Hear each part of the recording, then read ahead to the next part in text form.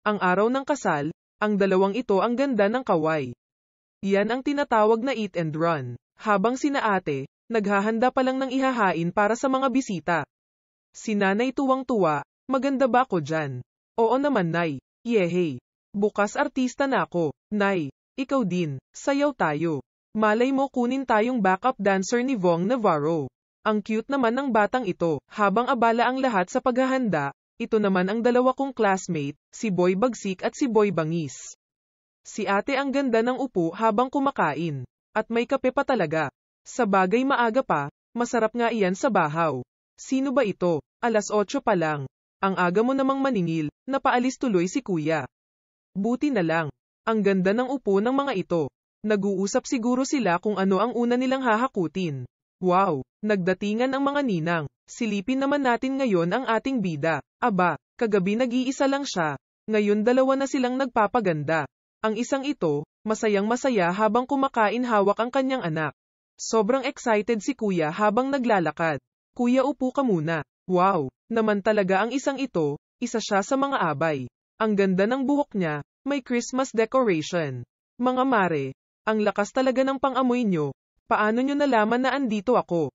Parang ang sarap nito. Ay hindi pala.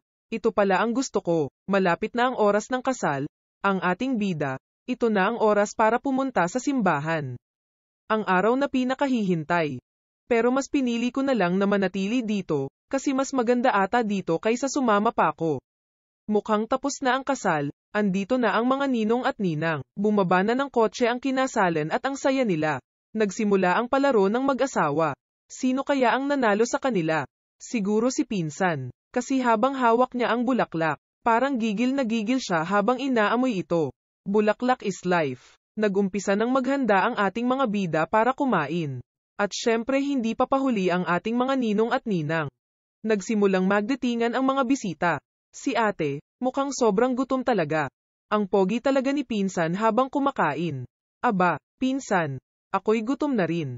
Si Konsehal Bubi, nagumpisang tawagin ang ating mga bida. Kayong mag-asawa, punta kayo dito, dahil habang andyan pa ang mga kaibigan, kamag-anak, mga ninong at ninang, mag-uumpisa na tayong maghanap buhay. Sino ba naman ang hindi mawiwiling magtrabaho, kapag ganito ang hanap buhay? Ang ating mga bida, tuwang-tuwa at naluluha. Wow, ang daming pera nito, at ang lahat ay sobrang namamangha. Ang isang ito, todo picture. Sino sa inyo ang hindi pa nagsasabog? Lumapit kayo dito, may ebidensya ako. Habang ang dalawang ito, nakamasid lang at nakaabang. Huwag kayong magtago dyan. Buwiset ka talaga Popoy. Umpisahan na ang pamimigay ng giveaway. Si tatay, mukhang nakaabang na. Tamang-tama, may sabong bukas. Tapos na ang trabaho, masayang-masaya ang buong pamilya. Habang binibilang ang kanilang pinaghirapan. Ano kaya ang magagandang plano nila? Kaway-kaway sa mga tapos na. Okay, handa na ang lahat. Nagbalot na ako ng chicharon at suman. Tanggaling natin ang bulaklak, sige kain lang kayo. Eto ang tubig. Habang busy sa pagkain ang lahat, may biglang sumulpot. Hoy, sino ka? Ay, sorry, ikaw pala. Sila naman ang samahan ng mga walang ganang kumain. Hay, ang sarap umupo at magpahinga. Picture-picture muna tayo. Marami ka bang nakolekta kanina? Tingin ka muna sa camera. At sobrang nagulat siya, na late ata ang cake.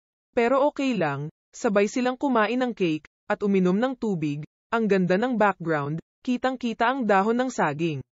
Ulitin natin. Sabay silang kumain ng cake, sa unti-unting pagpatak ng cake, bigla nilang naalala kung paano sila nahulog sa isa't isa. Congratulations sa bagong kasal. Ang aral sa kwentong ito, yun ay huwag kang uuwi ng walang dala. Para pag uwi mo, may makakain ka pa.